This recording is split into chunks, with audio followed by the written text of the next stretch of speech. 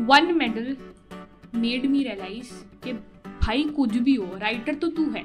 She was like, dude, do you know that you have got a silver medal in HRCS writing competition. I was like, no. She was like, list नहीं check की तुमने? मैंने कहा नहीं. उसके फ़ौरन बाद मेरा इंटरनेट बंद हो गया और अगले 7 घंटे तक मेरा इंटरनेट बंद रहा. आई think I died multiple times while I was listening to the details. It was the hardest story that I have ever done in my life.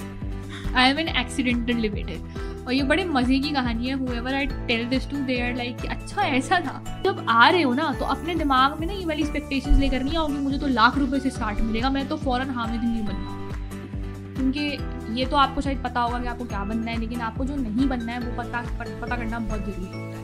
मैं बचपन से वो वाला बच्चा थी जो बोलता बहुत है मगर उसको ना कम्युनिकेट करनी नहीं आती थी. मुझे अभी तक नहीं आती. वो जो एक्सपीरियंस था ना इस्लामाबाद वाला, वो प्रॉपर समझो कराची, जो एक कराची हाइट का एक्सपीरियंस होता है ना कि बसों में बैठ के जाना है, रास्ते से चाय पीनी है, पराठा खाना है, वो एक्सपीरियंस था.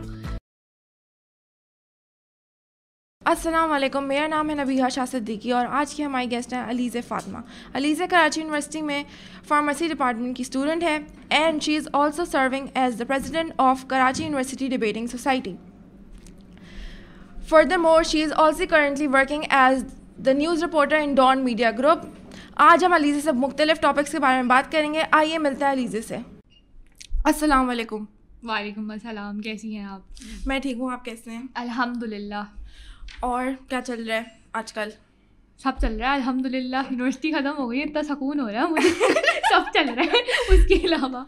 और तो फिर मेरा सबसे फर्स्ट क्वेश्चन ये होगा कि अपनी बेसिक एजुकेशन के बारे में बताएं, कहाँ से ली, फिर क्या किया? अच्छा, so I have studied my Montessori and primary section जो मेरा ग्रेड 3 तक था फ्रॉम अ स्कूल जो कि हमारे इलाके में it's known as talent house school.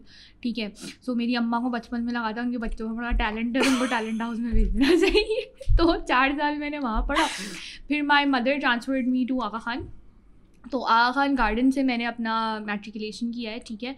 And it was like very good space to learn and everything. And उसके बीच में भी then they had a touch, then I had a touch of Cambridge as well because my parents were like कि नहीं भाई O levels करवा देते हैं बच्चे को, ज़्यादा अच्छा होगा, इंग्लिश अच्छी हो जाएगी. अच्छा, इंग्लिश मेरी माशाल्लाह से शुरू से अच्छी थी लेकिन वो ने एक नहीं होता पेरेंटल प्रेशर होता है. खैर वो भी था. दूसरा ये था थोड़ा सा कि मुझे उस वक्त बड़ा था कि मुझे डॉक्टर बनना है. तो मैंने कहा नहीं भाई मैं बहुत एम्बिशियस हूँ, मैं डॉक्टर बनूंगी, मैं पढ़ाई करूँगी. खैर पढ़ाई ख़त्म हुई अल्हम्दुलिल्लाह, स्कूल ख़त्म हुआ. फिर मैं गई Aga Khan higher secondary school and उस वक्त मैंने अपना बोर्ड स्विच कर लिया बिकॉज आई वाज लाइक कि नहीं जनाब आपको मेडिसिन पढ़नी है, आप नहीं रिस्क नहीं लेने का, बिल्कुल भी रिस्क नहीं लेना आपने बिल्कुल भी. फिर तो मैंने कहा चलो ठीक है, चलो पढ़ लेते हैं. 2 साल जो मैंने कॉलेज में गुजारे आई डोंट एग्जैक्टली रिमेंबर देम इतना ज़्यादा because they were just blur because it was पढ़ाई पढ़ाई पढ़ाई. जब आप when you switch from that no offense to the students of Sun board, I think everybody works hard. ठीक है. लेकिन जब आप switch करते हो from particularly from Cambridge and Aga Khan board to this board, you would have a lot of struggle. ठीक है. तो even though I was in a very good college, Aga Khan Higher Secondary School is a good college. वो अलग बात है कि वो gate पे सॉक्स चेक करते नहीं किया करें प्लीज़. वो एक अलग बात है. लेकिन it had a lot of space to learn. It gave me a lot of space to learn. It made me a better person because बहुत सारे ऐसे लोगों से मैं मिली थी उस टाइम पे कि मैंने ये सोचा था कि भाई ज़िंदगी में जो भी बनना है बस इनके जैसा नहीं बनना है. तो I think that is also something that you need to see in your life. क्योंकि ये तो आपको शायद पता होगा कि आपको क्या बनना है, लेकिन आपको जो नहीं बनना है वो पता करना बहुत ज़रूरी होता है. तो it was a good space. लेकिन वही कि बहुत ब्लर याद. एक तो 5 साल हो गए, उसमें से मेरी जितने दोस्त थे सबकी शादी हो गई. एक तो ये नहीं होता जब आप इंसान यूनिवर्सिटी लाइफ में होता है और फिर आप अपने स्कूल के फ्रेंड्स और कॉलेज के फ्रेंड्स देख रहे हो तो आप अच्छा इसकी भी शादी हो गई, इसकी मंगनी हो गई है, इसका निकाह हो गया. तो मतलब it's just like it's an added pressure. It's an added pressure because I remember I was talking to this friend of mine and he had one of his friends getting married and he was telling me about it.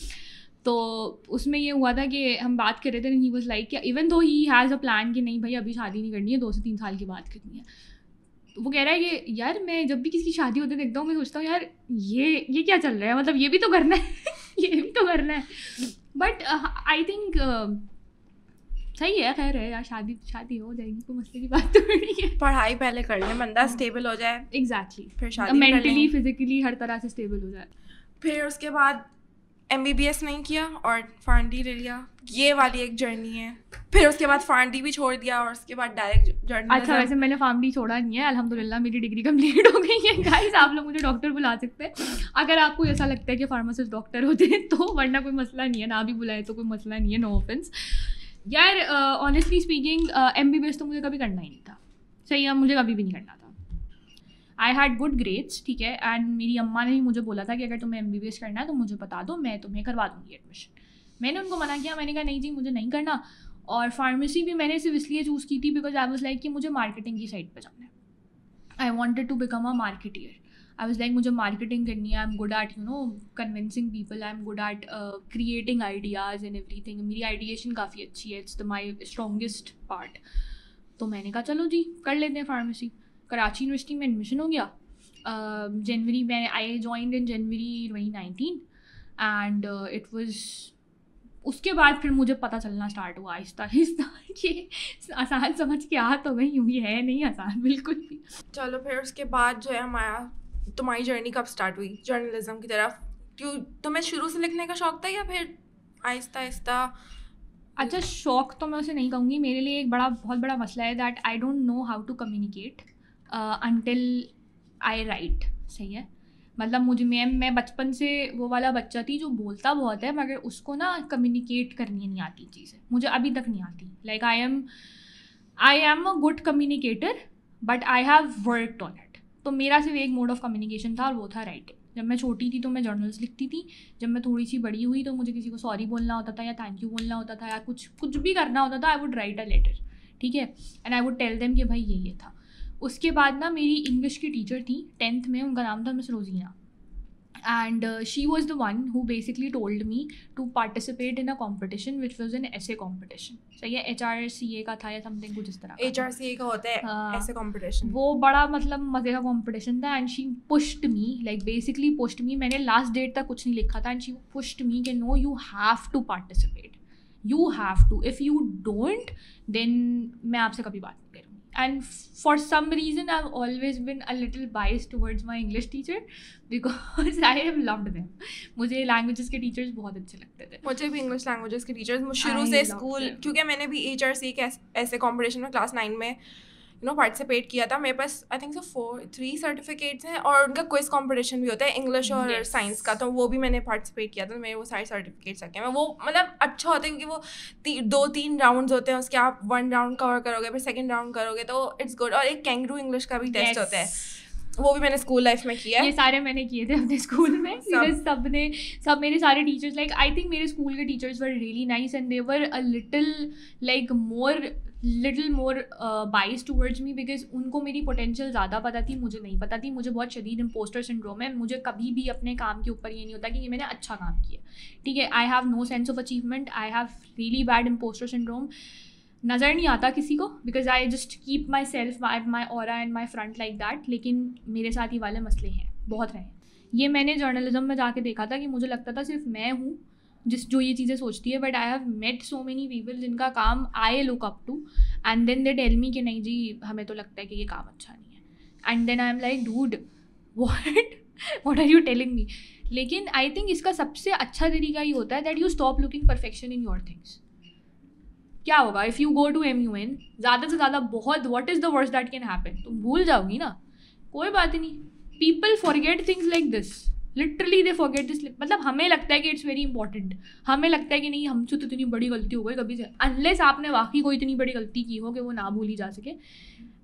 Everything is like literally replace. मेरा भी यही point था कि अगर try तो करके देखो, do it scared, there is a thing called do it scared. वो नहीं था fake it till you make it, like literally I think जो मैं अभी बात बता रही थी वही मिस रोजीना वाली, she pushed me into doing that, ठीक है। मैंने ऐसे लिखा, मैंने उस रात में जो ऐसे लिखा आई स्टिल रिमेंबर दैट। हालांकि मुझे अपने बचपन की अपने टीनेज की कोई इतनी बातें याद नहीं है, मेरी बड़ी गोल्ड फिश किस्म की मेमोरी है, लेकिन वो रात मुझे आज तक याद है। वो मुझे इसलिए याद है कि मैं रात में बैठी, मैं अपने PC, हमारे पास PC था वाइट कलर का, उसकी स्क्रीन थी, अभी तक मुझे याद है कि it had a keyboard and everything, and वो लाइट जाती थी तो बिल्कुल समझे आपका काम किया, वो सेव नहीं होता था डॉक्यूमेंट, कुछ भी सेव नहीं होता था.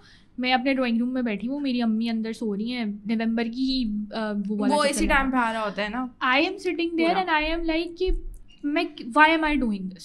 I am not going to win. I am not going to make, like, nobody is going to remember my name. There are so many participants from my own school and such good writers. What am I doing with myself and everything? I think so. HRC is an international. Yes, it's an international event. उसमें बहुत participants थे, मेरे अपने school से काफ़ी सारे participants. 2 lakh से भी above होते हैं. above होते हैं, और उसमें से कोई 100 बच्चे पूरे मुल्क से, हर मुल्क से 100 बच्चे होते हैं, फिर उनमें से सिलेक्ट होते हैं. खैर उसमें ये था कि आई रोट द ऐसे, बस मैंने लिख लिया. लिख के मैंने अल्लाह ताला को बोला, मैंने कहा भाई अल्लाह ताला अब तो हो गया है, अब तो जो है ये हो गया, अब इसके बारे में सोचना नहीं चाहती.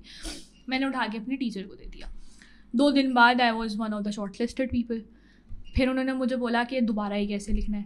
मैंने कहा भाई यार क्या दिमाग ख़राब किया हुआ है, मुझे नहीं लिखना है, क्यों मेरे पीछे पड़ गए हो. लेकिन खैर मैंने लिखा, फिर दोबारा मैंने भेज दिया. महीना हो गया इस बात को, ठीक है, महीना हो गया. महीने के बाद ना हमारे एग्ज़ाम्स थे, तो मैं अपनी बेस्ट फ्रेंड से बात करी थी फॉर सम नोट्स, जो कि अब मेरी बेस्ट फ्रेंड नहीं है, जस्ट बाय द वे, अगर वो ये देख रही है तो तो इट्स लाइक कि हम लोग बैठ के जो है वी वर टॉकिंग अबाउट कि केमिस्ट्री कैसे पढ़नी है, क्या करना है, ऐसे कैसे करना है. She was like dude, do you know that you have got a silver medal in HRC essay writing competition. I was like no. She was like list नहीं चेक की तुमने? मैंने कहा नहीं. मेरी क्लास में जो बच्ची थी उसको 1 लाख रुपए मिले थे. There was this one kid, Shahzeena नाम था उसका. तो मैंने कहा नहीं यार, मुझे तो लगा था जो शहजीना. अरे तुम्हारा नाम है उसके अंदर. मैंने कहा अच्छा. उसके फ़ौरन बाद मेरा इंटरनेट बंद हो गया, और अगले 7 घंटे तक मेरा इंटरनेट बंद रहा, और अगले 7 घंटे तक मैं इस एंजाइटी में बैठी रही हूँ कि वो मेरा ही नाम है या वो किसी और का नाम है. बेचारा मेरा भाई निकल के फिर इंटरनेट वाले के पास गया. उसने कहा भाई मेरी बहन का बहुत बुरा हाल हो रहा है एंजाइटी से, प्लीज़ इंटरनेट चला दे यार, प्लीज़ चला दो. मेरी अम्मी कह रही है बेटा नहीं होगी तुम्हारी पोजीशन नहीं होगी, उसने ऐसे ही बोला है, तुम्हारी दोस्त ऐसे ही है, उसने तुम्हें ऐसी एंजाइटी दी है, ये वो, बिकॉज वो करती रहती थी. It was her pattern like that. But मेरी पोजीशन थी. वो मेडल आज तक मेरे पास है, हालांकि मैं कुछ इतना ज़्यादा संभाल के नहीं रखती, बिकॉज मुझे ऐसा लगता है कि ये चीज़ें आपकी वर्थ ज़्यादा है than these awards. But one medal made me realise कि भाई कुछ भी हो, राइटर तो तू है. देख तू राइटर तो है. अब तुझे कैसे बनना है, उसको कैसे लेके चलना है, वो एक अलग मसला है, वो है, लेकिन नहीं, राइटर तू है. उसके बाद फिर जब मैं कॉलेज में गई तो हमारा कॉलेज में एक मैगज़ीन निकलता था, इट्स कॉल्ड पिनिकल. और मेरी जो उर्दू की टीचर थी 2 साल, वही वाली जो टीचर थी जो हमें डॉक्टर बनता हुआ देखना चाहती थी, उन्होंने भी मुझे ये वाली बात बोली कि आप बहुत अच्छा बोलती हो और आप बहुत अच्छा लिखती हो. Like what the kind of essays you write, the kind of research papers you write, क्योंकि AHSS में ये चीज़ें बड़ी होती थी कि हमसे रिसर्च पेपर्स और एसेज वगैरह बड़े लिखवाए जाते थे. Those are very, well researched and you have a very good grip on words. मतलब you can make people feel things. And ये मैं बात बता रही हूँ, मैंने I was around 17 years old. तो मैंने कहा भाई होता होगा, अब ये बोल रही हूँ तो सही बोल रही होंगी.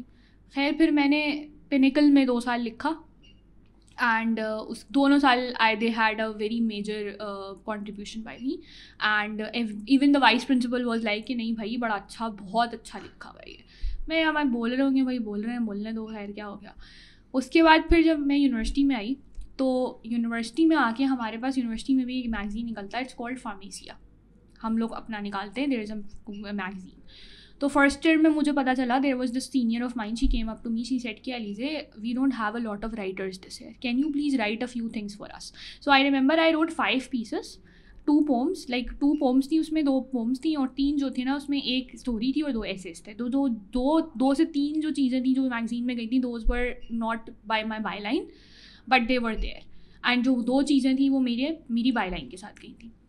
आई was one of their English editors as well, I still am, like till this year I am one of their English editors.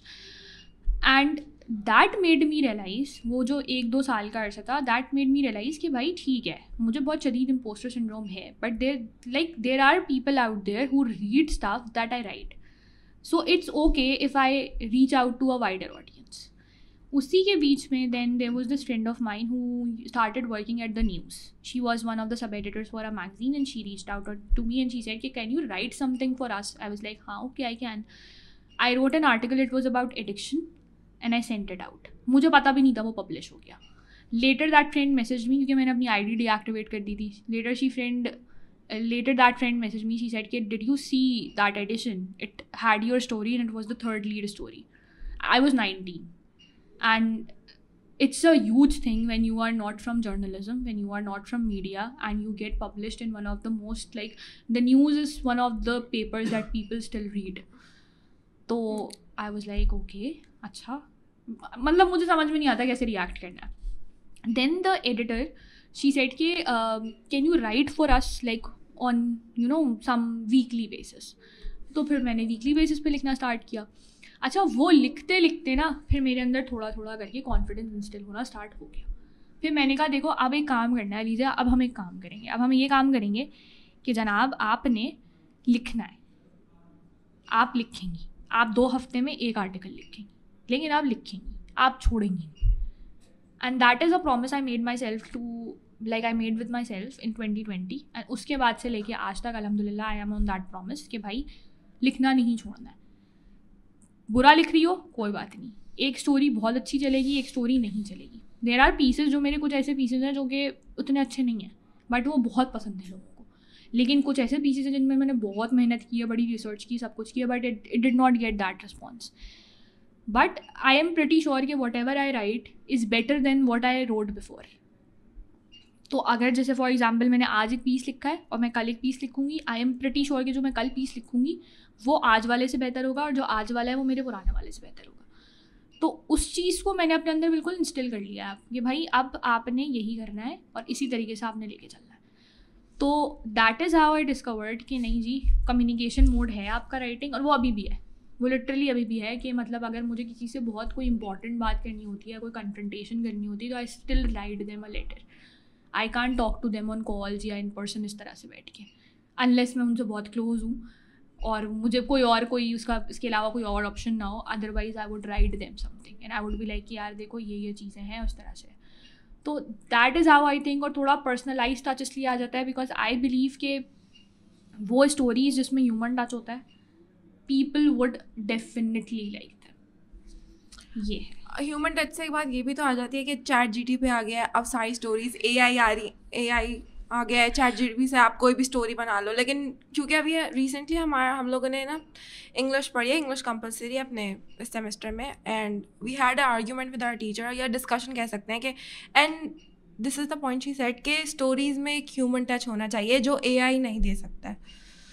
तो ह्यूमन टच देखो. अच्छा, चैट जीपीटी की जहाँ तक बात है, I would say something which might get me cancelled, but I would say it. ठीक है, अगर आपको पता हो कि एआई को अपने इस्तेमाल के मुताबिक कैसे लेके चलना है, तो एआई बुरी चीज़ नहीं है. हाँ, एआई तब बुरी चीज़ है जब आप उसको एक एब्स्ट्रैक्ट दे रहे हो, वो आपको 700 वर्ड्स का आर्टिकल निकाल के दे रहा है, वो एक बहुत बुरी चीज़ है. लेकिन जस्ट इन केस अगर आप किसी चीज़ पे काम कर रहे हो, फॉर एग्जाम्पल अगर मुझे there is this word that I use and कोई सा भी ऐसा वर्ड है जो मैं यूज़ कर रही हूँ, मुझे ऐसा लगता है कि मुझे इसकी बेहतर फॉर्म चाहिए, I would go to chat GPT या I would go to Google. I would ask him है, क्विल बोल्ड है, बहुत सारी जगह I would go there. I don't use chat GPT. ठीक है, आई डोंट यूज़ इट इतना, like I sometimes use it for my assignments and research papers, because वहाँ पे मुझे ये होता है कि मुझे अगर कंक्लूजन लिखना है तो एक कंक्लूजन मैं लिखती हूँ, लिख के वो कंक्लूजन पेस्ट करके उसको कहती हूँ कि भाई इसको थोड़ा सा बेहतर कर दो. ठीक है, दैट इज़ हाउ, मतलब ये एक चीज़ है जिससे आपके ऊपर प्लेजरिज्म का भी इल्ज़ाम नहीं आएगा, बिकॉज वो आपकी लिखी हुई चीज़ को बेहतर करके दे रहा है. ठीक है, और दूसरी चीज़ ये है कि फिर आपको पता भी है कि एआई को अपने इस्तेमाल के मुताबिक यूटिलाइज़ कैसे करना है. ठीक है, by human touch I mean कि भाई ह्यूमन टच का मतलब ये होता है कि जब आप एक कोई स्टोरी कर रहे हो, for example if I am working on, let's just say I am working on child abuse. अब मेरे पास नंबर्स हैं, मेरे पास जो है डाटा है, सब कुछ है, साहिल से डाटा मिल जाएगा, कशा फाउंडेशन से डाटा मिल जाएगा, हर जगह से डाटा मिल जाएगा, इवन गूगल करूँगी तो डाटा मिल जाएगा. Who would want to read data on a Sunday morning? कौन पढ़ेगा? सब बोलेंगे भाई ये तो हमें पता है, स्पेशली जब ईओज वाला सेक्शन आता है. I love that. मतलब द पॉइंट इज़, अभी बहुत recently I did a story on children's day. ठीक है, चिल्ड्रंस डे पे मैंने ये स्टोरी की थी कि भाई हम लोग चाइल्ड लेबर के ऊपर बात कर रहे थे कि चाइल्ड लेबर किस तरीके से, फोर्स चाइल्ड लेबर किस तरीके से होता है. उसमें हमने 2 लोगों का इंटरव्यू किया था, उसमें से वो दोनों बच्चे जो थे they were kidnapped and they were recovered later. तो when we pitch that story तो हमें बोला गया कि भाई डाटा निकालो, ये करो वो करो। फिर मैंने कहा यार सिर्फ डाटा की स्टोरी कौन पढ़ेगा? अगर संडे मॉर्निंग में मैं बैठी हूँ, ठीक है, मुझे एक हेडलाइन दिखती है भाई हाँ ये चाइल्ड लेबर है एंड सब कुछ है, मैं चाय पीते हुए डाटा क्यों पढ़ूंगी? ये डाटा मुझे मिल जाएगा, मैं गूगल पे एक बटन दबाऊंगी, वो मुझे मिल जाएगा। उस स्टोरी को लोग डाटा की वजह से नहीं पढ़ रहे, उस स्टोरी को लोग इसलिए पढ़ रहे हैं क्योंकि उसमें ह्यूमन इंटरेस्ट है, उसमें स्टोरीज हैं, उसमें विक्टिम्स का अकाउंट मौजूद है। That is what human touch is, ठीक है। Data is there and data is very important. आपको पता होना चाहिए कि आपके मुल्क में कितने % बच्चे हैं जो अनपढ़ हैं और वो क्यों अनपढ़ हैं। लेकिन क्यों अनपढ़ हैं उसको आप इस तरीके से नहीं बताओगे गवर्नमेंट नहीं देती एजुकेशन। आप किसी बंदे का अकाउंट लो जाके कि भाई आप पढ़ नहीं रहे तो आप क्यों नहीं पढ़ रहे, फिर वो आपको बताएगा जी ये मसला है, ये मसला है, ये मसला है, ये मसला है। मैंने बहुत आई एम अ रीडर और मैंने बहुत सारा फिक्शन पढ़ा है। और जब मैंने डिबेटिंग स्टार्ट की थी ना तो मुझे एक कॉम्प्लीमेंट मिला था कि भाई आपको ना World War II के बारे में बहुत कुछ पता है। अच्छा, और मुझे World War II के बारे में सब कुछ कैसे पता था? क्योंकि मैंने इतनी ज़्यादा वर्ल्ड लव स्टोरीज़ पढ़ी थी कि मुझे पता चल गया था अच्छा इस वक्त ये हुआ था, इसमें ये था, इसमें मुझे ये था, एक सब कुछ ज़माने था। में, अभी मैंने बहुत टाइम से हिस्ट्री को टच नहीं किया, मुझे पूरी वर्ल्ड वॉर की टाइमलाइन याद थी। सेम मतलब ये था कि भाई ऑनेस्टली स्पीकिंग आई हैव, जो एक चीज़ मैंने फिक्शन की बुक से सीखी है ना वो ये थी कि भाई किसी भी चीज़ को, बहुत कोल्ड हार्ड फैक्ट्स को अगर आप ह्यूमन एक कैरेक्टर के मुंह से बुलवा रहे ना डायलॉग की फॉर्म में, लोग सुनेंगे, वो आपकी बात सुनेंगे।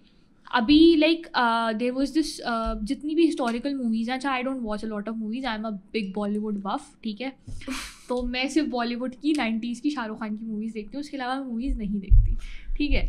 तो लेकिन उसके बावजूद भी जो मेरे दोस्त वगैरह मूवीज़ देखते हैं, आई एम प्रिटी श्योर कि वो सारी चीज़ें रियलिटी से ही डिराइव होकर आती हैं, वो सब कुछ रियलिटी से निकला गया है। नॉम चॉम्स्की अगर अपनी किताब के अंदर इन पैलेस्टाइन का जो उसकी किताब है इन पैलेस्टाइन, नॉम चॉम्स्की ने उसके अंदर काफ़ी सारी बातें लिखी हुई हैं about how the history repeats itself and all of that. There is this other writer that I read, Palestinian writer है, उसका नाम मुझे याद नहीं आ रहा, बट बहुत रिसेंटली मैंने उसकी किताब पढ़ी थी डॉन की लाइब्रेरी से ही लेकर, एंड उसने वही नॉम चॉम्स्की वाली बातें की हुई हैं, मगर उसने वो बातें एक करेक्टर के मुंह से बुलवाई हैं।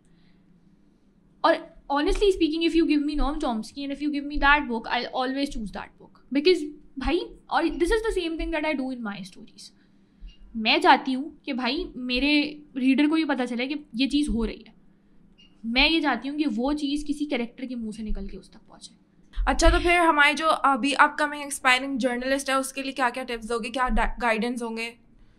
यार देखो, honestly speaking I don't think, अभी मैं अपने आप को उस लेवल पर नहीं समझती कि मैं उनको टिप्स दूँ या गाइडेंस दूँ, लेकिन मुझे ऐसा लगता है कि journalism has more to do with your resilience and your passion than it has to do with your whatever you have studied, ठीक है।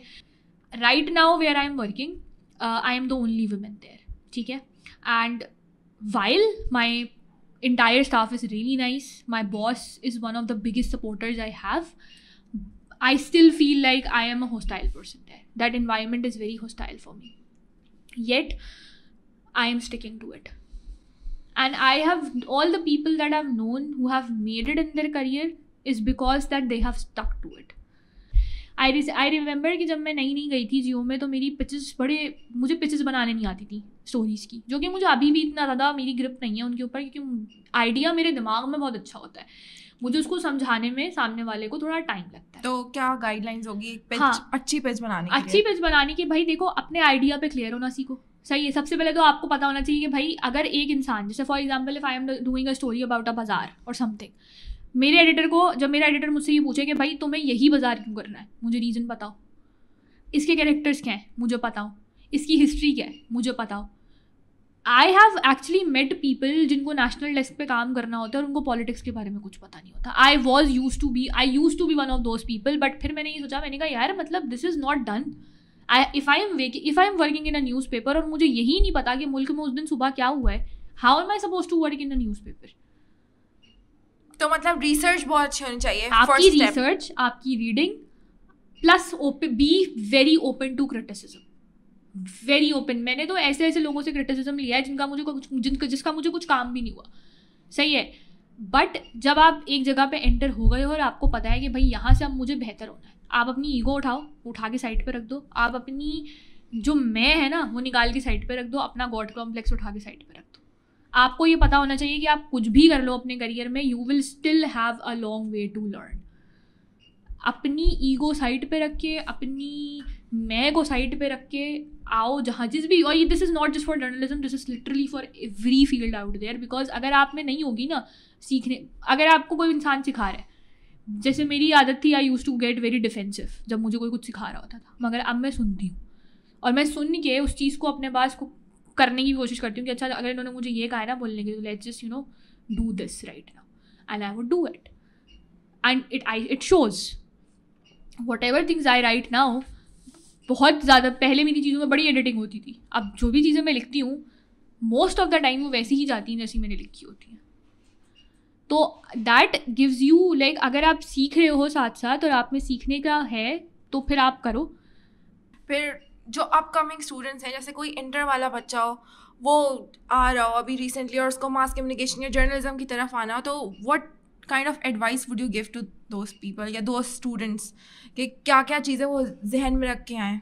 यार देखो, एक तो पहली चीज़ ये ध्यान में रखकर आना, पैसे नहीं है पैसे नहीं है बिल्कुल, ये तो बहुत ही वो वाली बात हो गई कि वो यू नो डीमोटिवेशन हो गई। नहीं, ये डीमोटिवेशन नहीं है, मैं अब आपको इसकी पीछे की बात बताती हूँ, ठीक है। देखो यार, हमारा ना एक पिछले 4-5 सालों में ना हमारे मुल्क में ना एक बड़ा नेरेटिव शिफ्ट आया है, जो भी है वॉट एवर इट इज़, मेरी अंग्रेजी को जज करने की ज़रूरत नहीं है, बट इट जस्ट कि हमारे पास एक बहुत डायनामिक्स हमारी बड़ी बहुत जल्दी शिफ्ट हुई है, और वो इसलिए शिफ्ट हुई है क्योंकि हमारे पास स्टार्टअप्स आ गए।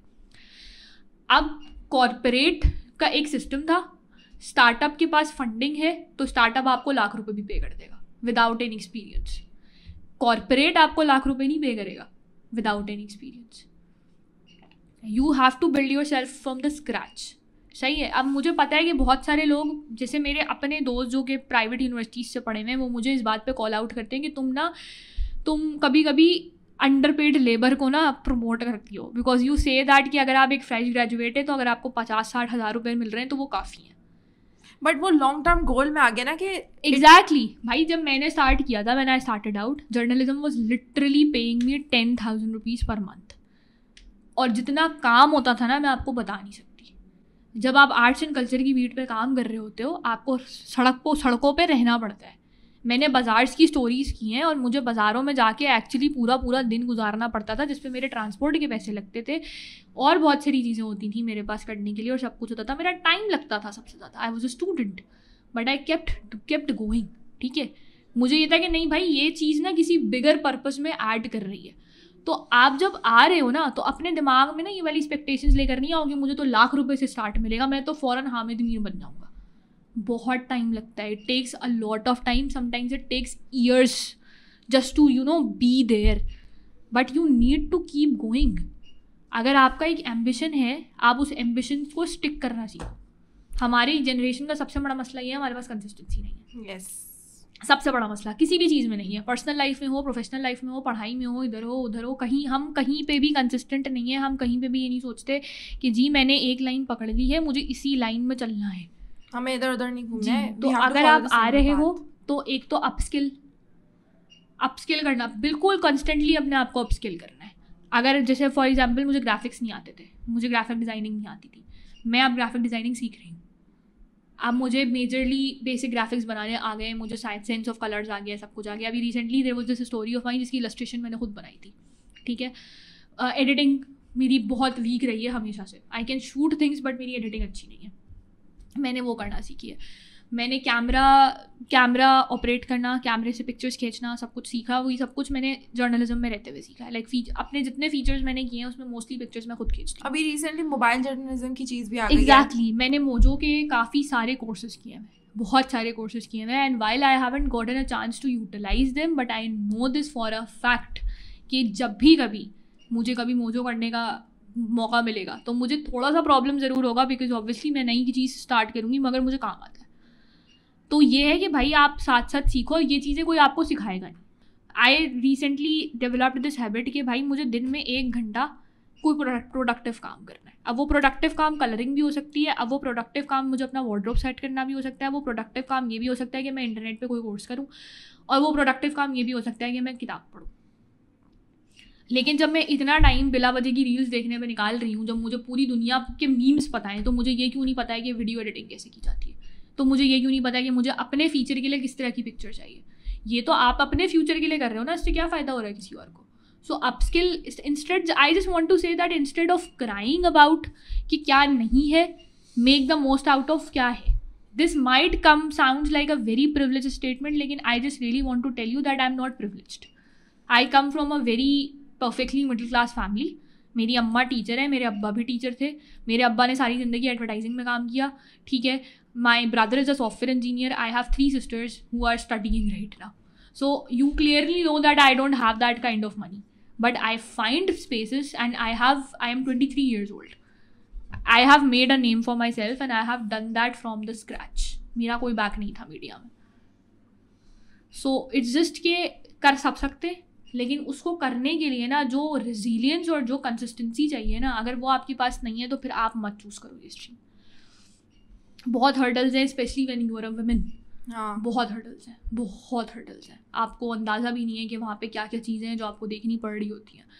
So that's all. अभी रिसेंटली तो मोबाइल जर्नलिज्म मोजो की बात करी थी, उससे फुल फॉर्म है मोबाइल जर्नलिज्म. तो can you explain it a little bit? यार अच्छा, अब मैं ये बड़ा मेरा वीक पॉइंट है, मुझे एक्सप्लेन करने नहीं आती चीज़ें. लेकिन हाँ भाई देखो, गाइडेंस टाइप थोड़ा सा. हाँ, अब जो चीज़ें आप देखो, फॉर एग्जांपल जैसे मेरा कैमरा है, जिस कैमरे से भी आप शूट करो, मेरे पास भी यही कैमरा है, ठीक है. अब मुझे कहीं भी जाना होता है, मुझे कोई पिक्चर खींचनी होती है, तो यूजुअली तो अच्छा वैसे अब मुझे डॉन में आके तो मुझे पिक्चर्स नहीं खींचनी होती, क्योंकि अभी they send a photographer with you, ठीक है, because it's like you are covering, so we would send a photographer, ठीक है, उनका काम है. बट यूजुअली जो भी फीचर्स मैं खुद से करी होती हूँ, मुझे ये होता है कि नहीं, पिक्चर्स मैं दूंगी आपको, because I want to upskill myself. I want to show the world with my eyes. With my eyes. And वो जो भाई देखो पीस मैंने लिखा है ना, मुझे पता है कि उस पर क्या सूटेबल है. I would know that. सही है. तो मोजो इज़ बेसिकली लाइक कि जो चीज़ आप कैमरे से कर रहे हो ना, वो चीज़ अब आप फ़ोन से भी कर सकते हो, ठीक है. Like I carry my phone. अभी तो मेरे पास खैर iPhone 7 Plus है, फ्लेक्स नहीं कर रही बिल्कुल भी, लेकिन खैर इससे पहले मेरे पास एंड्रॉयड था, और बहुत सिंपल सा एंड्रॉयड था. I have short videos from that Android. I have short pictures from that Android. मेरा जो Instagram पेज है जिस पे I upload my pictures and everything, वो most pictures जो उसके ऊपर गई हैं वो मेरे फ़ोन के कैमरे से खींची गई हैं, ठीक है. उसका कैमरा इतना अच्छा था नहीं, लेकिन मैंने एंगल्स को देखा, मैंने ट्रिक सीखी कि भाई कहाँ ब्राइटनेस बढ़ानी होती है, कहाँ ब्राइटनेस कम करनी होती है, कहाँ पे शटर का वो सब कुछ जो चीज़ें होती हैं, सब कुछ, मतलब इतनी टर्मिनोलॉजी अगर हम इस पर करने बैठेंगे तो हम नहीं कर पाएंगे. लेकिन whatever you have are doing from a camera, you can now do it from a mobile. So mobile journalism का मुझे थोड़ा सा जो भी चीज़ें मैंने मोबाइल जर्नलिज्म के बारे में सीखी हैं या जिससे मैं इंस्पायर हुई हूँ, that is this one journalist called Hunain Amin, ठीक है. I met him back in 21. And that was when I was one of the speakers at Buland Kahani, and he was shooting and he shot me from there and everything. And एक workshop मैंने attend की थी, he was one of the guest speakers there. So I love that guy's work. It's amazing. Like बहुत बेहतरीन काम है. मैं उनका काम देखती हूँ and अक्सर मैं उनके काम से देख के चीज़ें सीख रही होती हूँ कि अच्छा मतलब इसमें ऐसे है, ये है, ये है, ये है. तो आई थिंक वो चीज़ जो है ना अब हमारे लिए आसान हो गई है, क्योंकि हर जगह कैमरा लेके जाना बहुत बड़ा एक हर्डल होता था. अब हम एक कैमरा नहीं लेके जाते, हम अपना फ़ोन ले जाते हैं चार्ज करके कि भाई हमारा फ़ोन चार्ज है, अब हमने इससे शूटिंग करनी है, जो भी करनी है. और अब ये है कि अब चूँकि ऐप्स आ गए, तो अब आपको वो एडोब लाइटरूम बोल रही हूँ, एडोब प्रीमियर पे भी डालने की ज़रूरत नहीं पड़ती. So all you can do is to just edit from an app and that would be good to go. तो ये चीज़ें छोटी छोटी हैं जो कि आपको खुद मतलब सीख लेनी चाहिए. जब वाइल यू कैन लर्न, तो ये आपके खुद के लिए बेनिफिशियल होगी. आपको खुद चीज़ें आती होंगी तो you can just upskill your resume every now and then. तो ये चीज़ है. फिर उसके बाद स्कोप ऑफ जर्नलिज्म, अभी आने वाले स्टूडेंट जो फ्रेश ग्रेजुएट्स होंगे अभी जर्नलिज्म के, फिर उसके बाद व्हाट डू यू थिंक या स्कोप क्या है जर्नलिज्म का पाकिस्तान में या पूरा वर्ल्ड वाइड? यार देखो, again I would say something, वो ये है कि देखो स्कोप आप खुद बनाते हो. स्कोप किसी भी फील्ड में ना, स्कोप जो है ना उस पढ़ाई का डिग्री का नहीं होता, वो इंसान का होता है. Now this might sound a very very very cliche thing to say, but yes, journalism का स्कोप सोलली आपके ऊपर डिपेंड करता है, सोलली आपके ऊपर डिपेंड करता है. आपको अगर लगता है कि भाई आपके अंदर स्किल्स हैं, आप जो है अच्छी स्टोरीज़ बता रहे हैं, और आपको वो काम करने में मज़ा आ रहा है, तो फिर आपके लिए स्कोप ही स्कोप है. अगर आपको लगता है कि नहीं मज़ा आ रहा, नहीं है आपके पास वो काम नहीं है, तो फिर तो कोई स्कोप नहीं है. I think everything just comes down to your consistency and resilience, honestly speaking. Everything and somehow luck. I would say luck is very much, you know, luck is a very big factor when it comes to these things. मुझे बड़ा बुरा लगता है जब मुझे कोई ये कहता है कि मैं बहुत लकी हूँ, लेकिन I think this year I have come to the terms with my privilege as well, and मैं ये एक्सेप्ट करती हूँ कि अगर 70% मेरी मेहनत है तो 30% मेरी लक है. लेकिन वो लक भी इसलिए है क्योंकि 70% मेरी बहुत मेहनत है. मैंने बहुत मेहनत की है, मैंने कंसिस्टेंटली अपने आप को इम्प्रूव किया है. अगर आप मेरी स्टोरीज़ पढ़ोगे या अगर आप मेरी चीज़ें देखोगे, जितनी स्टोरीज़ मैंने की है, द एनिमे वाली स्टोरी, द वोकेशनल सेंटर्स वाली स्टोरी, द सबील्स वाली स्टोरी, जो सबसे फेवरेट स्टोरी कौन सी है अब तक की? यार I have a very tough competition between, I have three stories that are very close to my heart. सही है. एक तो मेरी मीना बाज़ार वाली स्टोरी. इट्स मेजरली बिकॉज कि मैं मीना बाज़ार को देखते हुए बड़ी हुई हूँ. मेरे घर से बहुत करीब है मीना बाज़ार. मेरे घर में जितने लोगों की शादी हुई उन्होंने मेहंदियाँ वहाँ से लगवाई हैं. हम आज तक अपना पर्सनल सामान लेने उधर ही जाते हैं.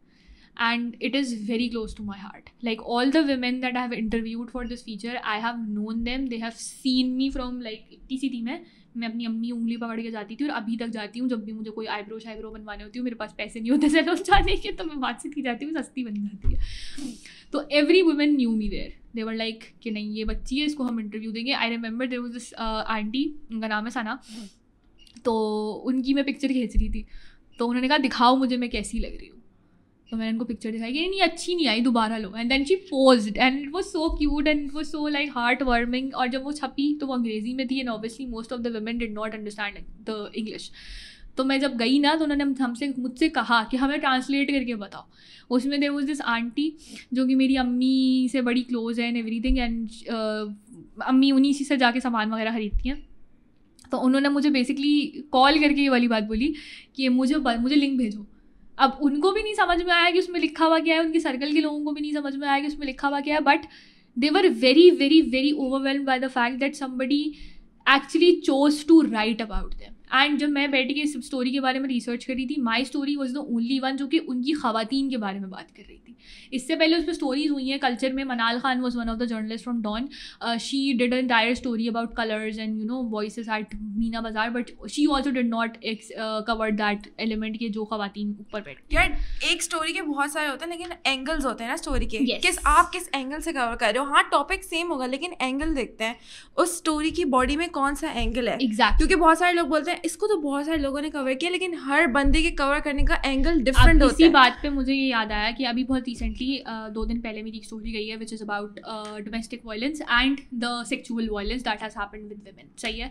तो जब मैंने स्टार्ट आउट किया था, इसके बारे में मैंने अपना एक पूरा पोस्ट इंस्टाग्राम पे भी लिखा था.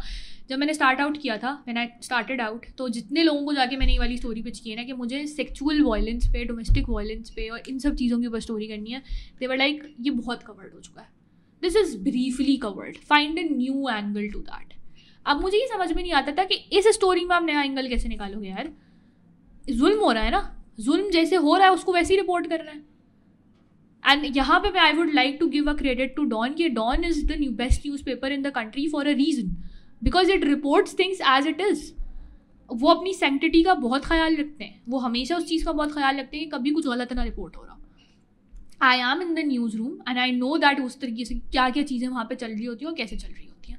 सो मेरी वो स्टोरी जो मुझे पिछले 4 साल से करनी थी, वो हमेशा रिजेक्ट होती आई है कि नहीं जी वायलेंस पे नहीं, वायलेंस पे नहीं, वायलेंस पे नहीं. कोई नया एंगल निकालें, कोई नहीं. ये बताएं कि वो ख़वातीन आप कैसे सर्वाइव कर रही हैं. क्यों बताऊँ मैं ये क्यों ना बताऊँ कि उनके साथ जुल्म हुआ है, आपने उनके साथ जुल्म किया और वो जुल्म, उस जुल्म में हम सब बराबर के हिस्सेदार हैं. क्योंकि आप हमें आवाज़ नहीं उठाने दे रहे उसके खिलाफ. So very recently when I did that story, it's very close to my heart because it was the hardest story that have ever done in my career. सामने बैठ के किसी इंसान से ये सुनना that she was raped and then her daughter was raped, बहुत मुश्किल है. मैंने वो इंटरव्यू लिया था, वो मैंने सारा रिकॉर्ड किया था लैपटॉप में because so that you know I can have the account of what she exactly said and everything. I think I died multiple times while I was listening to the details and I was paired up with a male reporter to cover it, and I think it was one of the best decisions because the guy developed empathy while he was reading that entire thing. It was one of the best stories that I have done till date after the Sabil's piece that I did, and it is one of my most favorite stories because I know कि उसके पीछे कितनी struggle लगी है, उसके पीछे मेरा कितना mental peace, कितना मेरा time, कितना the emotionally, how emotionally involved I was with that story. And when it was published, I was like कि नहीं, ये मेरे करियर का milestone है, और यहाँ से मैंने ये डिसाइड किया कि भाई कितनी ही दफ़ा कोई, no matter how many times किसी जुल्म की दास्तान बताई जा चुकी हो, अगर वो जुल्म अभी भी एग्जिस्ट करता है, मैं उसके बारे में लिखूँगी या मैं उसके बारे में बोलूँगी. ये मैं सहाफ़ी हूँ, मैं सहाफ़ी हूँ ही इसीलिए क्योंकि मैं सच बोलती हूँ और मैं सच लिखती हूँ. जहाँ मैंने सच ना लिखा हो, जहाँ मैंने सच ना बोला हो, वहाँ मैंने अपोलोजाइज़ किया है या मैंने बताया कि भाई जी मुझसे गलती हो गई, लेकिन जब तक है तब तक I am going to do that. फिर बहुत सारी अभी तुमने बोला कि बहुत सेंसिटिव स्टोरीज़ होती हैं, तो ये सेंसिटिव स्टोरीज़ को कवर करते वक्त तुम्हें क्या क्या हर्डल्स फेस करनी पड़ती है? चलो इमोशनल और मेंटल पीस की बात हो गई, बट टेक्निकल साइड पे या किस तरीके से तुम्हें ऐसे लोग मिलते हैं? How do you reach these people? यार अच्छा, सबसे बड़ा हर्डल तो वाकई यही होता है कि रीच पीपल आउट. मेरी 2 स्टोरीज़ थी, 3 स्टोरीज़ थी ऐसी, तीसरी अभी इज़ इन द प्रोसेस, अल्लाह करे बस वो जल्दी से लग ही जाए. बट वो जो 3 स्टोरीज़ मैंने की थी उसमें मैंने एक चीज़ तो बड़े अच्छे से समझ ली थी कि भाई जब आप किसी विक्टिम को रीच आउट कर रहे होते हो ना, मेरे साथ ऐसा हुआ है कि मैंने विक्टिम से बात की है, उन्होंने मुझे कमिटमेंट कर दिया कि भाई आपको हम इस तारीख को इंटरव्यू दे देंगे, and then they just backed off. Like literally 5 minutes before the call they have backed off. मेरे पास डेडलाइन पड़ी हुई है and they have backed off. Matrimonial apps में मैंने एक स्टोरी की थी जिसमें I found the people who were abused and harassed and humiliated through it. So many women just backed off. And उसका एक बहुत बड़ा फैक्टर ये है कि लोग डरते हैं, लोग बहुत डरते हैं. तो सबसे बड़ा हर्डल तो यही है कि भाई आपको विक्टिम्स का अकाउंट बड़े मुश्किल से मिलता है, बहुत मुश्किल से मिलता है. आपको उनको बेसिकली ये वाली बात बार बार रीअश्योर करानी पड़ती है कि आपका नाम नहीं आएगा, आपके साथ ये नहीं होगा, आपके साथ ये नहीं होगा, कुछ भी सब कुछ. मैंने आई हैव रेड, मतलब डॉन न्यूज़पेपर हर संडे का आता है हमारे घर में, तो उसके लिए कि वो नेम चेंज हो जाता है. एग्जैक्टली, मेरी बहुत सारी लिखा होता है उसमें ये है कि to protect the privacy and everything. तो वो चीज़ें मैं उनको बताती हूँ, मैं रीअश्योर कराती हूँ कि भाई आप ऐसा कुछ भी नहीं है, अगर आपको डर लग रहा है तो मैं आपको ये बता रही हूँ, रीअश्योर करा रही हूँ कि इस चीज़ में ऐसा कुछ भी नहीं होगा. तो वो प्रॉब्लम कुछ हद तक वहाँ पे सॉल्व हो जाती है. दूसरा बड़ा प्रॉब्लम ये होता है कि जब आप कोई ऐसी स्टोरी कर रहे होते हैं जिस involves the people of under privileged class, तो वो लोग टैक्स सेवी नहीं होते, विच मीन्स कि आपको जाना पड़ेगा उनसे बात करने के लिए. विच मीन्स कि अगर आप वहाँ जा रहे हैं तो आप ऐसे जाएँ कि आप ब्लेंड इन हो जाएँ. जैसे अभी जो मैंने स्टोरी की थी उसमें जो खातून थी, she used to live in one of the कच्ची आबादी का जो एरिया है ना, उस तरह से वहाँ रहती थी. वो काफ़ी दूर रहती थी, काफ़ी मेरे घर से काफ़ी उनका घर दूर था, तकरीबन घंटा तो मुझे उनके घर जाने में लगा था. और जब मैं वहाँ गई थी तो मैं ऐसे नहीं जा सकती थी कि जी मैं तो आपके घर आई हूँ तो मेरा तो बड़ा एहसान है, मैं तो जर्नलिस्ट हूँ, मैं अपना बड़ा सबसे महंगा परफ्यूम लगा के और सबसे महंगे कपड़े पहन के चली जाऊँ. नहीं, वो तो कंफर्टेबल ही नहीं फील करेंगी ना फिर मुझसे बात करने में. हाँ. वो तो कहेंगी भाई ये तो कोई बहुत बड़ी बीबी आई है, इनसे मैं कैसे बात करूँ. तो you have to be like them. आपको उनके जैसा होना पड़ता है. जब आप जा रहे हो उनके पास, आपको उनके जैसे ब्लेंड इन होके जाना पड़ता है. I remember there was this story that I did, उसका सारा डाटा मुझसे डिलीट हो गया था. बहुत it was very close to my heart. वो BISP प्रोग्राम के ऊपर थी, बेनज़ीर इनकम सपोर्ट प्रोग्राम. तो हम लोग बेसिकली उसके ऊपर बात कर रहे थे कि भाई उसमें टेक्निकल इशूज़ क्या क्या होते हैं, चीज़ें क्या क्या होती हैं, सब कुछ किस तरीके से लोग वहाँ पर स्ट्रगल कर रहे होते हैं. तो उसमें ये था कि भाई जब हमने वो स्टोरी की थी, तो जब मैं गई थी तो मैंने ये देखा था कि वहाँ पे जो लोग हैं वो मुझसे बात इसलिए कर रहे थे क्योंकि उनको ये लग रहा था कि भाई मैं उनके कोई मसले सॉल्व करूँगी. उसमें एक चचा थे, वो मुझसे कह रहे हैं कि बेटा बेटी मेरे पैसे लेके कोई भाग गया, प्लीज़ देख लो उसको. और वो सिर्फ इतना कंफर्टेबल मेरे साथ इसलिए हुए थे क्योंकि उनको ये था कि नहीं भाई ये हमारे जैसी ही है, she is one of us, so you have to be one of them to cover the stories. भाई आप अगर आपको ये लगता है ना कि आप अपने बाल रंगवा के, I am sorry no offence to everyone, लेकिन अगर आप अपने बाल रंगवा के और आप अपना सबसे महंगा कपड़ा पहन के और आप अपने सबसे महंगा परफ्यूम लगा के जाओगे किसी से बात करने, वो आपसे बात करेगा? वो नहीं करेगा. उसको कंफर्टेबल ही नहीं फील होगा आपसे बात करने में, वो आपको वो बातें ही नहीं बताएगा जो. और दूसरा एक और बहुत इंपॉर्टेंट चीज़ होती है वो ये है कि सुनना. मेरा एक बहुत बड़ा मसला था कि मैं I was not a good listener. I have become a good listener in last 2 years कि मैं अब सुन लेती हूँ लोगों की बात, लेकिन उससे पहले मैं नहीं सुनती थी. मुझे अपना बोलना होता था, मैं बोल रही हूँ मेरी बात सुनो. तो जब आपको किसी की स्टोरी लिखनी है तो भाई आपके पास उसका अकाउंट होना चाहिए ना. आप अपना अकाउंट थोड़ी ना लिखोगे. देयर आर टाइम्स कि जब मैं बिल्कुल देयर आर टाइम्स कि मैंने अपने क्वेश्चंस प्रिपेयर किए हैं, मुझे पता है मुझे सामने वाले बंदे से क्या पूछना है. जब मैं उसके पास गई हूँ तो वो मेरे साथ बैठा हुआ है, वो मुझे अपनी स्टोरी बता रहा है, और मुझे उस 2 घंटे मैंने बैठ के सिर्फ उसकी स्टोरी सुनी और मेरे पास सारा मटेरियल आ गया. मैंने उससे एक भी सवाल नहीं पूछा, क्योंकि वो इतना कंफर्टेबल हो गया मेरे साथ कि उसने खुद बता दिया मुझे कि जी जनाब मेरे साथ ये हुआ, ऐसा हुआ.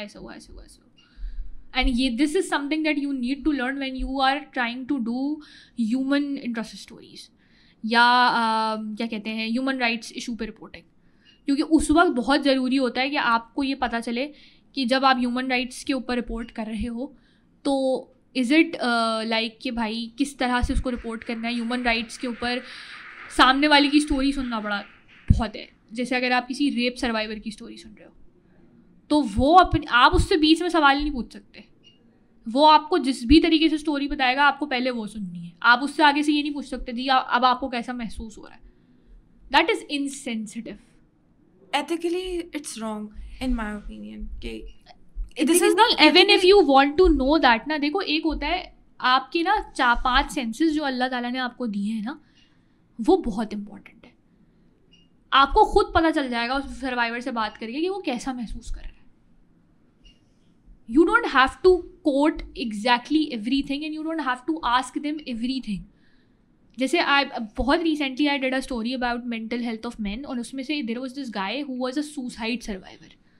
मैंने उससे नहीं पूछा कि तुम्हें अब कैसा फील हो रहा है, do you want to live.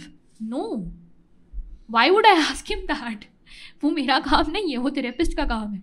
मेरा काम बस ये है कि जब मैं उससे बात कर रही हूँ तो वो मुझे अपनी स्टोरी सुना दे, और उस स्टोरी के अंदर और उससे बात करके मैं इस चीज़ का अंदाज़ा लगाऊँ कि अब क्या है. तो अगर मुझे ऐसा लग रहा है कि this guy is still at the same place, तो मैं उस चीज़ को वैसे ही लिखूँगी, और मैं उसको इस तरह से करके लिखूँगी कि भाई ये मेरी ऑब्जर्वेशन है, ये उसने नहीं बोला, ताकि ये चीज़ क्लियर हो जाए कि this was me, this was not him. तो these are the few things that you really need to understand. और ये इट्स अ अनफॉर्चुनेट थिंग कि ये चीज़ें आपको कभी कोई सिखाता नहीं. जब मेरे my editor, again I would mention my boss is amazing. This guy has like so much information and he's so nice and kind to me. He taught me कि there is a thing called pre-interview. Pre-interview ये होता है कि जनाब आप पहले पूरी story सुन ले बंदे की, उसके बाद फिर आप उससे फॉलो अप क्वेश्चंस पूछें कि भाई अच्छा ऐसा हुआ था तो क्यों हुआ था, फिर आपने क्या किया, फिर क्या. अगर उस स्टोरी में उसने सभी बता दिया तो फिर तो ज़रूरत ही नहीं है फॉलो अप क्वेश्चंस की. लेकिन अगर आप उस स्टोरी में बहुत सारी चीज़ें नहीं हैं, so let's just move on with the follow up questions. So these are the things that you need to understand, और ये आपको खुद से ही सीखनी पड़ती हैं. Unfortunately, I was fortunate that my boss was an editor, was really nice. I am really fortunate to be working under him because he has taught me things. He majorly makes sure कि मुझे चीज़ें सिखा रहे हैं. एक good mentor होना भी बहुत अच्छा होता है. बहुत. और ये मैं I cannot emphasize enough on this, अनबिया, कि आपकी ज़िंदगी बदल जाती है if you have a good mentor. Privilege है ये पैसे से बड़ा privilege है. ये पैसे से बड़ा प्रिविलेज है. अगर आपके पास पैसा, लाइक अगर आपका एक भी मेंटोर है ना, लाइक ऑनेस्टली स्पीकिंग देर यहाँ डॉन में there is this one mentor that I have. Back in Geo I had some friends जिनसे मैं स्टोरीज डिस्कस करती हूँ. There is this very good friend of mine in Dawn who has now resigned and who is a freelance journalist. His name is Usman Malik. Usman and I are literally friends because we discuss stories. और we discuss से मजा आती है कि मैं discuss करती हूँ उससे स्टोरीज कि मुझे बताओ इसकी एंगलिंग ठीक है, इसकी चीज़ें सही है.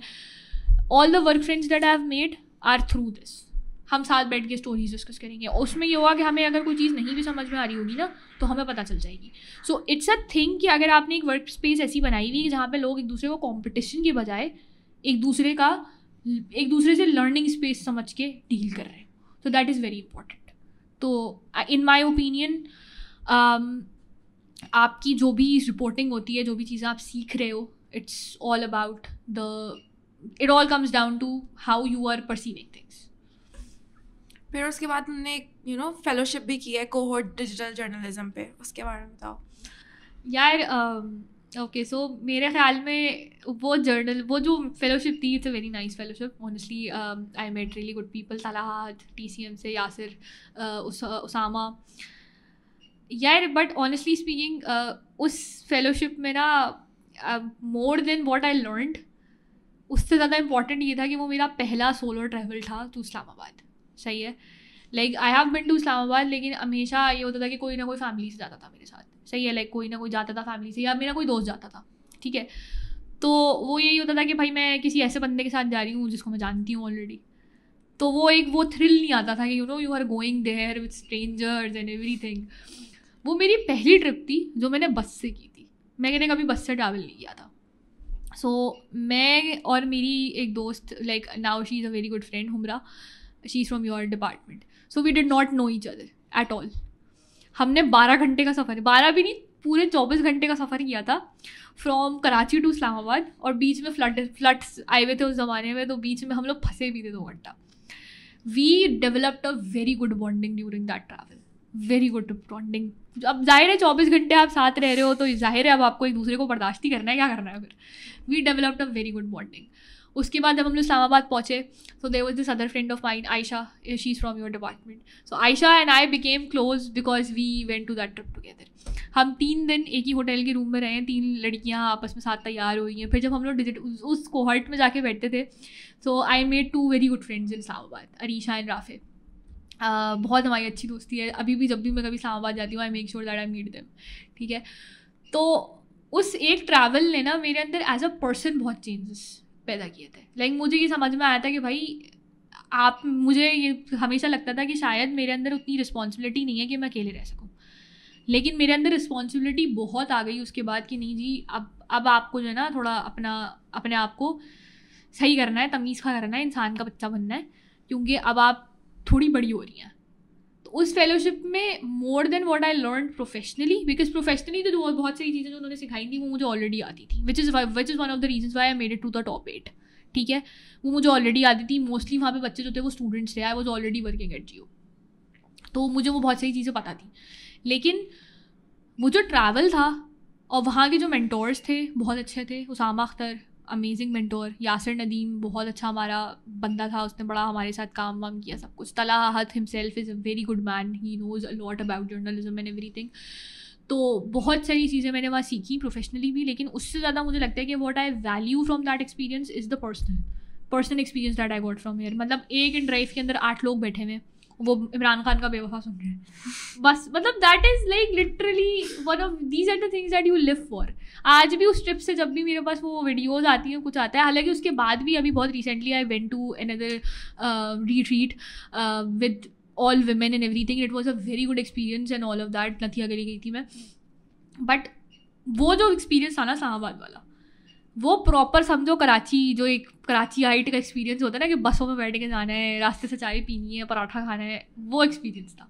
फिर उसके बाद from being a junior debater then to winning awards at national level, फिर उसके बाद KUDS की प्रेसिडेंट बनना, and then guest having call as guest to जज सेशंस, और फिर उसके बाद सेशंस अटेंड करना एज अ गेस्ट.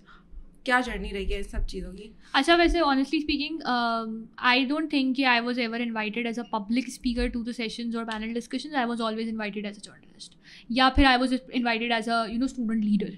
तो वो दोनों जो चीज़ें आई डोंट थिंक कि वो डिबेट से रिलेटेड थी. लेकिन हाँ, अच्छा वैसे वो जो अभी आपने वर्ड इस्तेमाल किया जूनियर डिबेटर, तो मैं उसको करेक्ट कर दूँ. I am not a junior debater, I am a accidental debater.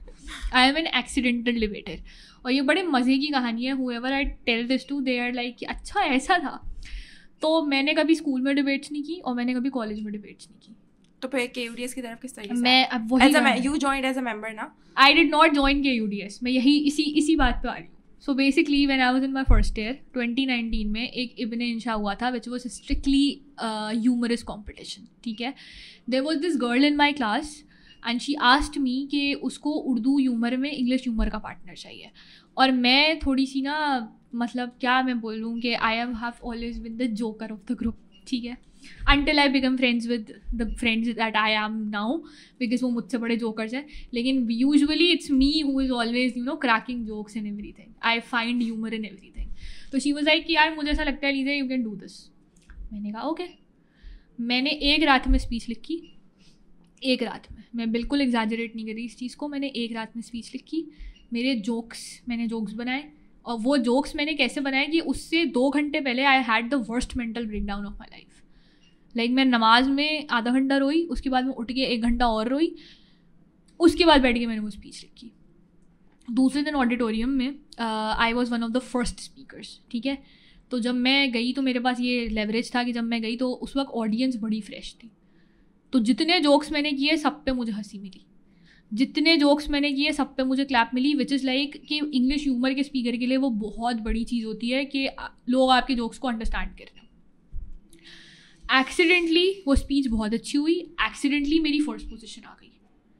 ये सब कुछ एक्सीडेंटल है, ये कुछ भी प्लान्ड नहीं था। ना मुझे डिबेट्स करनी थी, ना मुझे डिबेट्स में जाना था, ना मैं अपने आप को ये समझती थी कि मैं पब्लिक स्पीकर हूँ, ठीक है। मैं बहुत मोनोटोनस स्पीकर हूँ। मेरी टोन में, अगर अभी भी आप मुझसे बात करी हैं तो आपको ये अंदाज़ा होगा मेरे टोन में कोई उतार चढ़ाव नहीं है। I speak in a very monotonous tone and that is the death of a public speaker. आपका कंटेंट कितना अच्छा और मोनोटोनस है, आप कभी जीतते नहीं हैं। मगर मेरे ऊपर अल्लाह का करम बहुत रहा है। Honestly speaking, everything that has happened in my life it is all because of Allah Ta'ala. Allah ताला नहीं होते तो नहीं होती, कुछ भी नहीं होती। मेरे जैसा 1000 लोग हैं बाहर, बिल्कुल मेरे जैसे एग्जैक्ट क्लोन्स आपको मिल जाएंगे बाहर जो मुझसे बहुत बेहतर होंगे, लेकिन अल्लाह ताला has done something with me, that is exactly Y I am here, ठीक है। तो वो कंपटीशन मैंने जीता। उसके बाद जो उस वक्त प्रेसिडेंट थे सुलेमान भाई, उन्होंने मुझे पकड़ के कॉम्पिटिशन में भेजना स्टार्ट कर दिया। मैं भी चली जाती थी, मैंने कहा चलो यार कोई मसला नहीं है, तफरीह आ रही है, एक दिन की क्लास में बंक हो रही है, कोई मसला नहीं, चलो चलते हैं। फिर मुझे ये पता चला कि भाई मैं सीरियस डेक्लेमेशंस भी कर सकती हूँ, क्योंकि मैंने सीरियस में there was this one competition, I don't exactly remember, लेकिन मैंने वो भी जीता। तो वहाँ से मैंने ह्यूमर और सीरियस पकड़ लिया। मुझे पता चल गया कि नहीं भाई अंग्रेज़ी में। और दूसरी एक और चीज़ थी कि मेरा कंटेंट हमेशा बहुत अच्छा रहा है, because I was a writer. तो मेरे पास हमेशा एक एज रहता था कि मेरा कंटेंट मोस्टली लोगों से बेहतर होता था, क्योंकि मुझे पिक्चराइज करना आता था चीज़ों को, मुझे चीज़ों को डिटेल्स में डालना आता था और सब कुछ आता था। उसके बावजूद भी I was not that good of a speaker, क्योंकि मैं बहुत मोनोटोनस थी। बट मैंने फिर भी अवार्ड्स जीते हैं बिकॉज ऑफ माई कॉन्टेंट।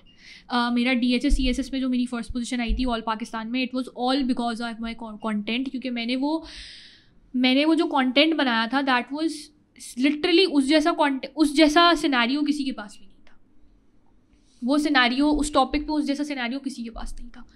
तो वो वही था कि मेरा आउट ऑफ द बॉक्स सोचने का तरीका। और उसके बाद ये था कि आई वॉज लिएजन डायरेक्टर, वो भी मुझे ज़बरदस्ती बना दिया गया था, मुझे बनना नहीं था, टू बी वेरी ऑनेस्ट। बिल्कुल भी मुझे पता था नहीं यार प्लीज़ मुझे नहीं होता। और मैंने कोई काम भी नहीं किया था, वो कोविड का ईयर था, मैंने कोई काम भी नहीं किया था, कोई कैप्शन कुछ भी नहीं लिखे थे।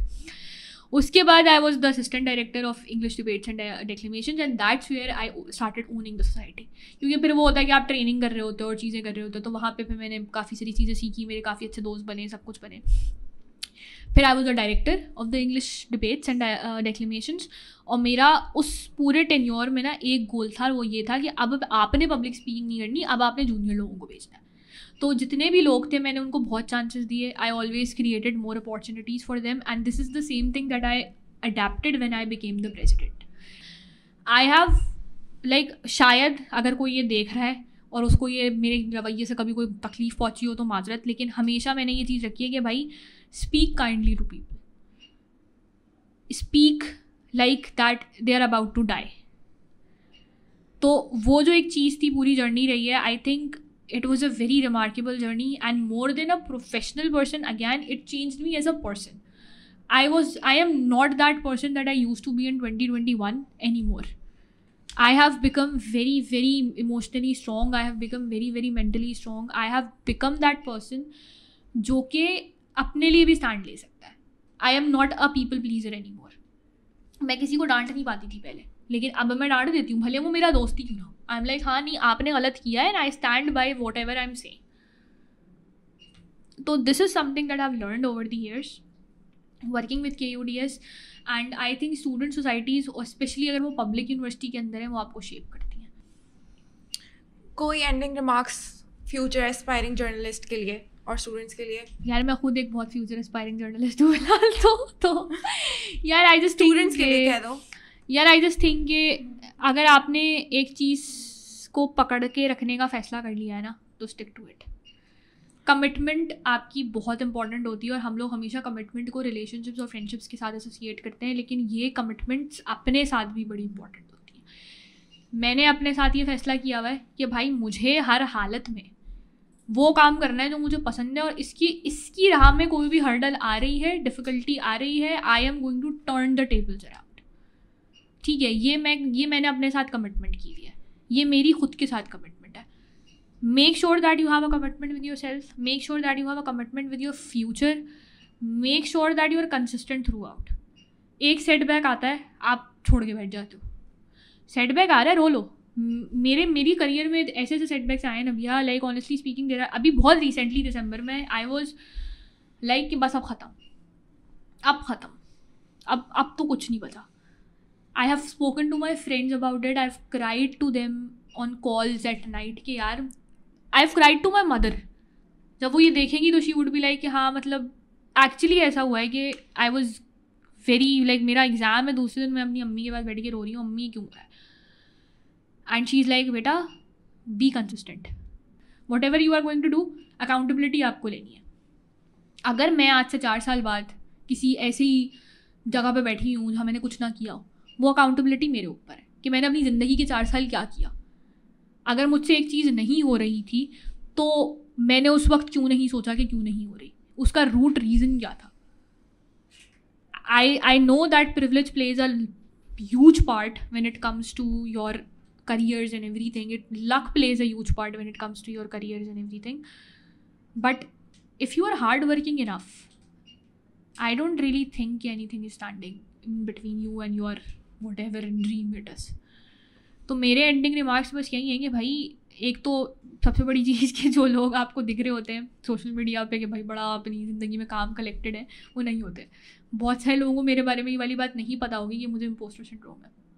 Most people that I know in my life think that I am self obsessed, which I am not. which I am not. I am the biggest critic that you will ever meet. तो ये है, so that's all. Thank you so much for coming, बहुत अच्छा लगा आपसे बात करके। ये थी आज की कैजुअल गुफ्तगू। If you like this episode, stay tuned for more.